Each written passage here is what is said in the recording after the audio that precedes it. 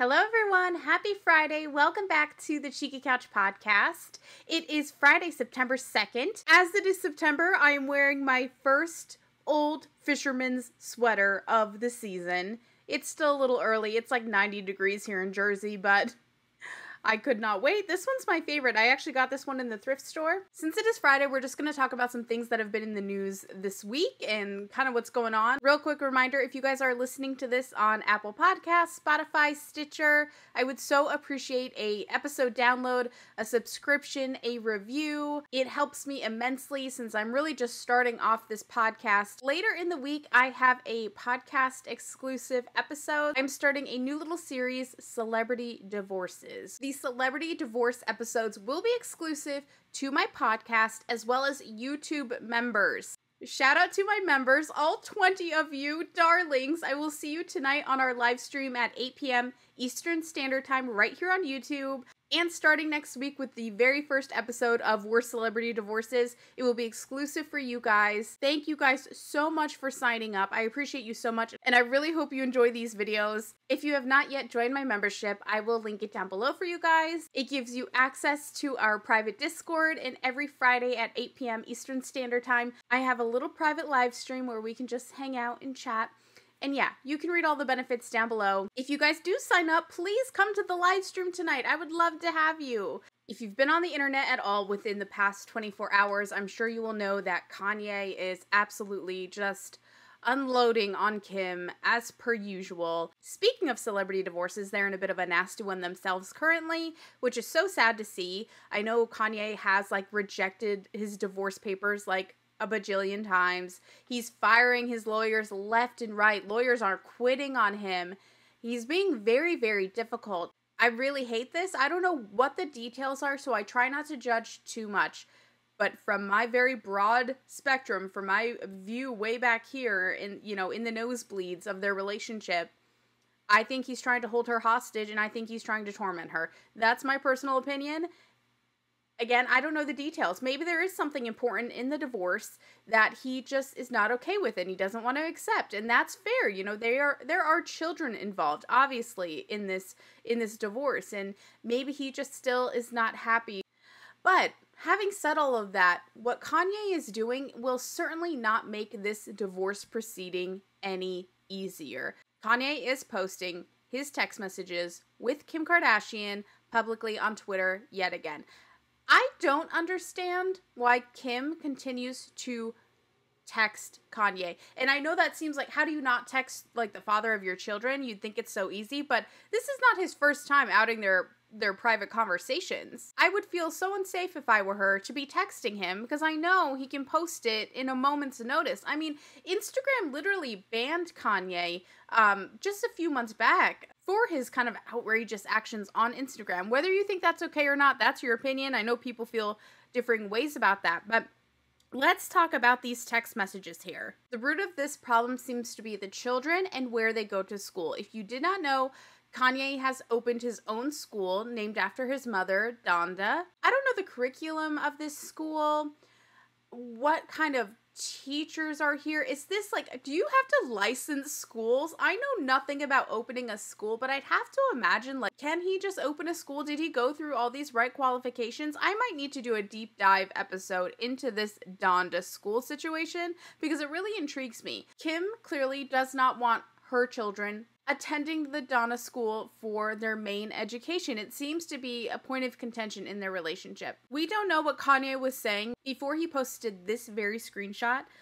You can see Kim says, "From my mom, please," I assume meaning Kris Jenner, "tell him to please stop mentioning my name. I'm almost 67 years old and I don't always feel great, and this stresses me to no end." That made me feel really bad for Kris Jenner, and I try not to ever feel bad for Kris Jenner. I don't feel bad for Kris Jenner, but it is true. She is 67 years old. She's getting up there, okay? The queen of the Kardashians herself is almost in her 70s. She's got a lot of kids, a lot of grandkids, a lot of drama, a lot of stuff constantly. Yes, of their own doing, and I'm sure she doesn't regret a single moment of it, and I think she actually kind of likes it a lot. But she's feeling a little stressed out. Kanye responded, "Y'all don't have," he said so-so, but I think he means say so. Y'all don't have say-so over my black children and where they go to school. They will not do Playboy and sex tapes. Tell your Clinton friends to come get me. I'm here. There is a lot to unpack there. So right off the bat, obviously, Kanye wants a say in where his children go to school.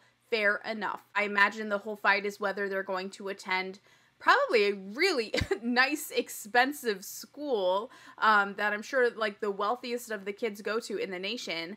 Kim wants their kids going there. Kanye wants them to go to his school, Donda. It's interesting, I actually kind of fight with myself a lot on this topic on who's right here. First of all, an education is no joke, and I wouldn't want my kids to go to some new founded school. I'm not going to risk my children's education on one of Kanye's projects. That's how I would feel personally. At the same time, I think Kanye, having not grown up in this wealth that the Kardashians did, I think he is very aware, obviously, of how some kids are raised, even in the nicest, bestest of schools, the most expensive schools out there where the most elite go to school. I mean, if you've ever watched a season of Gossip Girl, which I know isn't true, but if you've actually just watched The Real Housewives, you will see the wealthiest of the kids getting in trouble, getting into bad situations left and right. It doesn't matter how much money and privilege you have.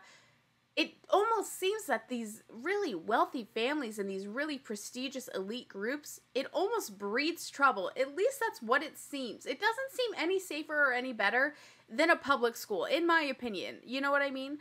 So I see if Kanye looks at that school and looks at where his kids go and maybe who else's kids attend that school, maybe doesn't like those people so much. I like to look at this and just think he just wants his kids to be good. He just wants them to be okay. He doesn't want them getting, kind of caught up in this Kardashian lifestyle. Clearly, this lifestyle has, for some reason, at some point really hurt Kanye. It's really burned him. Boy, does he have a sour taste for this family, for this life, for this attention, which also I will say is conflicting with a lot of Kanye's other points of views. We'll get to that. So I don't want to say that Kanye is wrong to have a voice where his children go. Of course he should. Should it be aired out on Instagram? No. Should it be decided in text messages? No. But Kanye is notoriously tricky to get a hold of. He's not showed up to a number of meetings with Kim and her lawyers and all of that. He disappears. He runs away to Wyoming or Colorado or wherever the hell his little ranch was next to good old Jeffrey. Kanye's a tricky guy to get a hold of. I hate to say, but maybe this is her easiest way to talk to him, which is unfortunate. Especially about your children's education. That deserves a sit down. Then he follows up with, they will not do Playboy and sex tapes. First of all, I am pro sex work, but I will also say I don't think there's anything wrong with not wanting your children to work in that industry. What bothers me about this Playboy and sex tape thing is Kanye loved that about Kim. He wrote songs. He wrote a multitude of verses about Kim having a sex tape. He used it for his own career. Some of his best songs are kind of focused around Kim being in this sex tape. He really wrote that shit as hard as Kim did. I'm sorry. And he's also said that it's what made him so drawn to her was her in that sex tape. He was obsessed with it. So it's unfair to now throw this in her face when she allowed him to use it in a ton of his content. In his videos, he remade scenes. In his lyrics, it's actually been kind of a bit of a focal point for Kanye in many, many ways. So to see him throw it back at her now, it's painful. I'm sure it's painful for Kim too. And I don't think she needs to be punished and shamed for the rest of her life for having a damn sex tape. Do you know how many people have sex tapes? They just so happen to not be famous. And also, it's the term sex tape that is so annoying because it's just basically who doesn't film themselves having sex? And I know you're going to go, I don't. A lot of people do, okay? A lot of people do. It's just that we all don't care about seeing it. The average person does not care to see your sex tape. I have a whole video coming up on Playboy because I have so much I want to talk about because I loved Playboy and I've had a breakup with Playboy, and it's been painful, and I kind of just want to talk about it. But at one time, Playboy was a prestigious thing to do. It really was not considered a sleazy thing to do. I know that sounds insane after all we know about Hugh Hefner and the Playmates coming out recently, and there's been documentaries about the horrific things that happened at the Playboy Mansion and all of that. But especially in Kim and Kanye's era, of when they were growing up and looking at the big magazines and the big parties and things like that, Playboy was of the most elite. And Playboy actually was extremely supportive of the Black community and civil rights, and it's actually another thing I want to talk about in that video. I have so much knowledge about Playboy, it's ridiculous. I wanted to be a Playmate so bad. But anyway, when they were very, very young, Playboy was prestigious. It was very, very elite, and it was an honor to be in it. It was a privilege. It was an honor. And it was not looked at as being sleazy or icky or just a nudie mag. You know what I mean? It was important. It was really important. In fact, it really changed the American culture. Some may say for good, some may say for bad, but it really molded our American culture. Again, for that reason, I don't think it's fair. Well, first of all, I don't think Kim should feel any shame for doing Playboy. I understand Kanye not wanting his children to do Playboy. Lucky for him, I am almost certain that Playboy is no longer doing Playboy. The Playboy company is now under new ownership. The Hefners do not own it, but they are not doing centerfolds. They're not doing anything like that. So he doesn't have to worry about that. They're not going to be doing that. But it is clear that he looks at the women of the Kardashian family with such disdain, and so does a lot of America, for sure. I feel like you guys are gonna hate me for saying this. I feel bad for these women. I do. We don't even know what they've had to deal with from Kanye from behind the scenes and what they've done to protect Kanye from certain things coming out and things of that nature. And he just seems to have such disdain for these women, but would have all these children with one of them. You knew who Kim was when you married her. You knew who Kim was before that when you were talking to her. Kim has never been afraid to say who she is. She hasn't lied about who she is. And I just find it so unfair that he can hold such disdain for her after she has never hidden anything. It's including her sex tape. Her vagina has been out in the public. That's how open she is. And I don't mean to be Kim #1 fangirl here. Kim annoys me a lot about how she shaped, young women's minds throughout our culture. The whole family has. I think we've seen the most detriment, honestly, to Khloe. I feel like it's tore Khloe up, this Kardashian look that they're supposed to have. I mean, one of the very own Kardashians basically didn't have it and had to keep trying to have it. It just seems incredibly unfair and incredibly painful. And at the bottom of all of this, the bottom line is, this is harmful to his children. He really thinks he's protecting them, but he is nonstop verbally attacking their mother on social media. And I think Kim does a really great job of avoiding saying anything negative about Kanye. I really, really do. So it's painful to see him keep doing this. The children are going to find out if they don't know already. And unfortunately, this could possibly push them away. I hope not. I hope everyone just plays it cool because the kids need their father. And it's interesting because it's actually kind of what Kanye seems to be the most afraid of. He actually labels himself, Scott Disick, Tristan Thompson, and Travis Scott as CUM donors. Okay? Basically, sperm donors. That's what he considers them.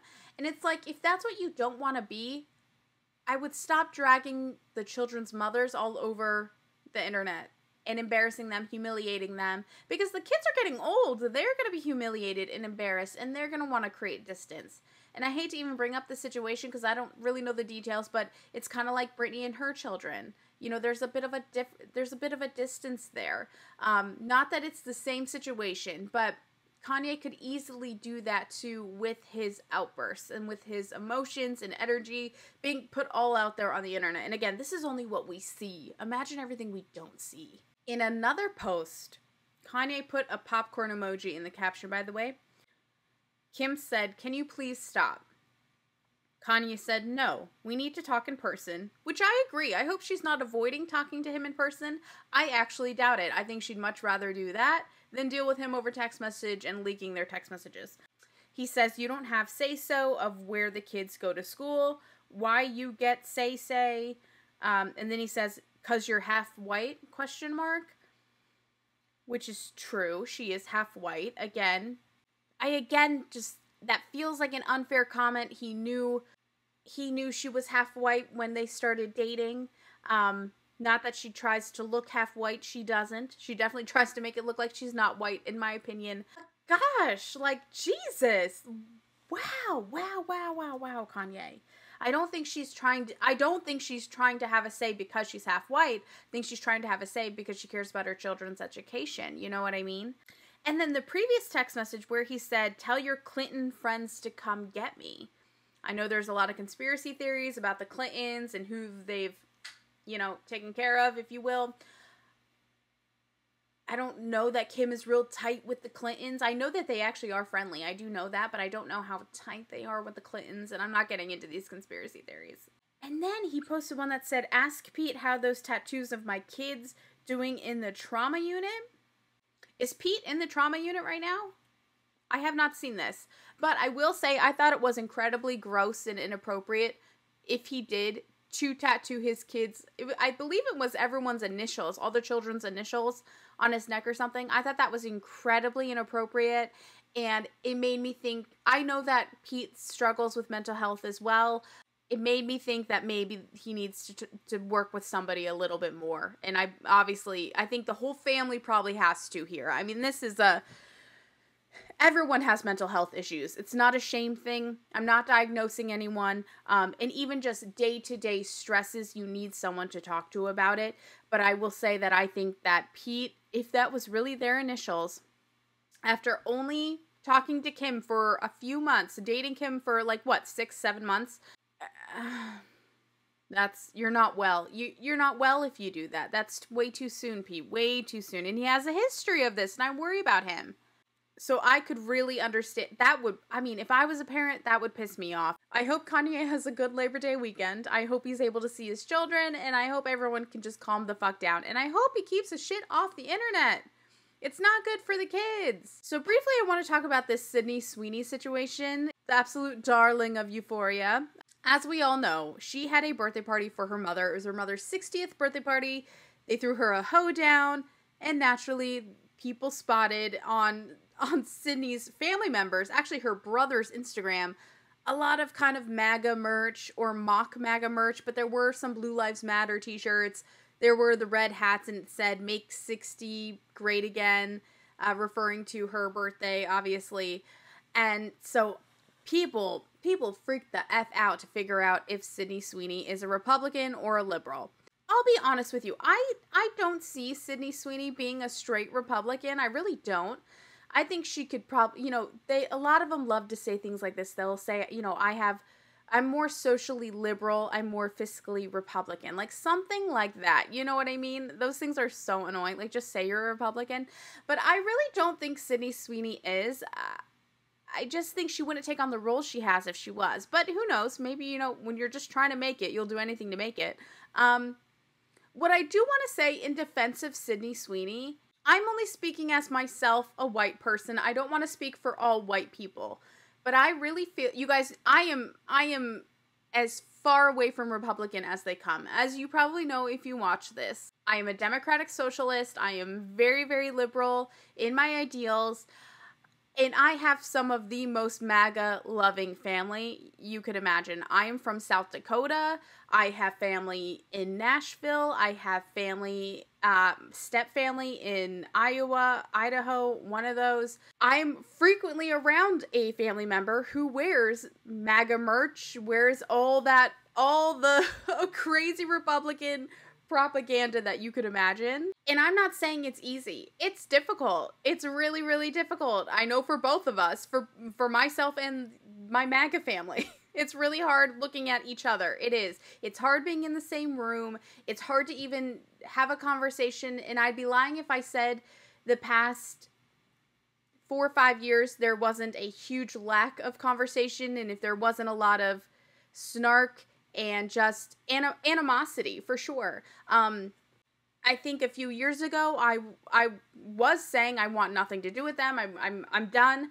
And for some people, I still feel that way. Some ideals I can't get past personally. But then there are other people who, yes, they believe all this bullshit. Yes, it's annoying. Yes, I hate it. And yes, I'm uncomfortable, especially considering I'm married to an immigrant. Alok is not from America. His family immigrated here from India. So to be in a biracial relationship, also with an immigrant, and have immigrant in-laws who have worked their asses off in this country, not only their own, but here, went to college, contribute to society, pay taxes. It is really difficult for me to be around certain people. It just is. But if I cut everyone out, which I did for about a year, if I cut everyone out, I just feel, personally, I cause more pain for everybody else. It disrupts the whole family unit. And sometimes if it's extreme enough, you have to. And I understand that. I think I'm fortunate that for the most part, mine isn't that extreme.